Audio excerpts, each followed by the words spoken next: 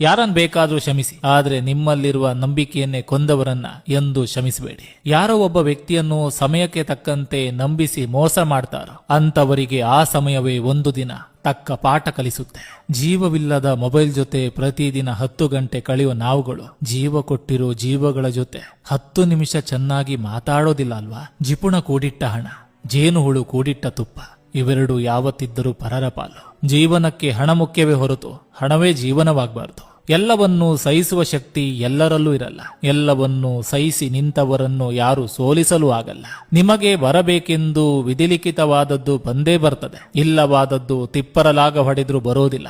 ದಕ್ಕಿರುವಷ್ಟನ್ನು ಚೆನ್ನಾಗಿ ಆನಂದಿಸಲು ಕಲಿಯಿರಿ. ಪರಿಚಯ ಆದವರನ್ನ ನಮ್ಮವರು ಅಂದ್ಕೊಳ್ಳೋದು ತಪ್ಪೇನಿಲ್ಲ.